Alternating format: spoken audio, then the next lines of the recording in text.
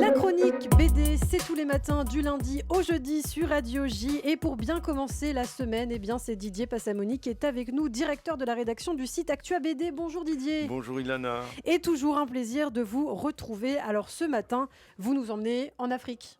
Absolument Ilana, c'est la seconde enquête d'un commissaire aux pratiques musclées qui nous fait découvrir les arcanes un peu particuliers de la pratique de la police à Abidjan en Côte d'Ivoire. Et oui, c'est commissaire Kwame, un homme tombe avec son ombre.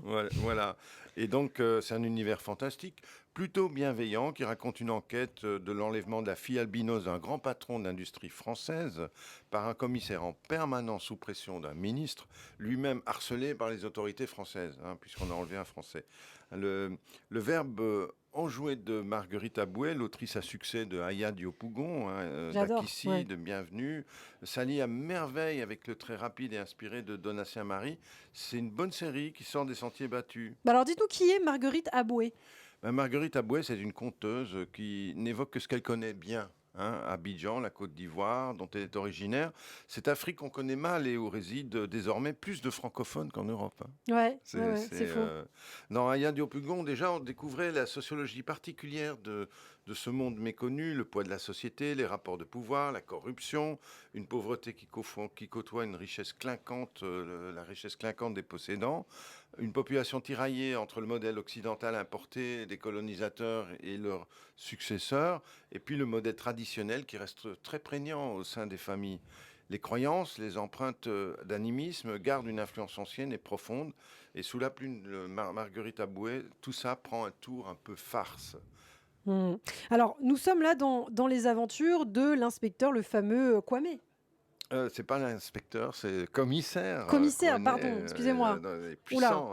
Faire taper dessus. Avec son costume trop grand, ses lunettes en écran de télévision, il est déterminé, intègre et pas vraiment gentil. Ses interrogatoires confinent à la torture, c'est clair.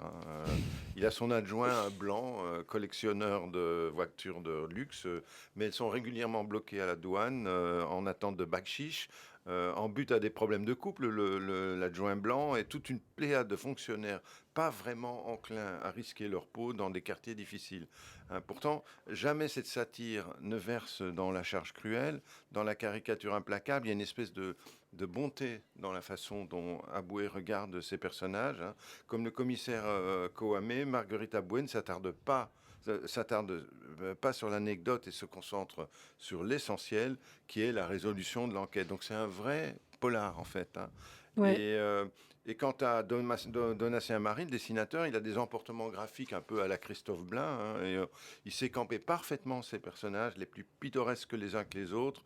Une bourgeoise qui trompe son mari, une jeune fille en mal d'émancipation, un féticheur manipulateur et cupide, des enfants soldats drogués jusque derrière les oreilles, et toute une réalité africaine qui serait écrite à quatre mains par Simenon et Pagnol. C'est vraiment un truc unique, un ton unique en tout cas. Eh bien, c'est Commissaire Kwame, c'est le tome 2. Le tome 1 est déjà sorti il y a déjà plusieurs mois, plusieurs années. C'est sorti l'année d'avant. Un homme tombe avec son ombre et c'est édité chez Gallimard. Gallimard BD. Eh bien, merci beaucoup Didier Passamoni. Vous avez donné envie à beaucoup d'auditeurs, à mon avis, qui vont aller courir l'acheter en librairie. C'est bien parce que c'est vraiment une BD, c'est pas comme les BD de chez nous. Ça a un goût d'exotisme et c'est vraiment un polar exotique. Voilà. Et bien pour ceux qui ne partiront pas en vacances, vous pouvez toujours vous procurer ce livre, Commissaire Kwame. Ça fera voyager. Merci beaucoup Didier, à demain. À demain.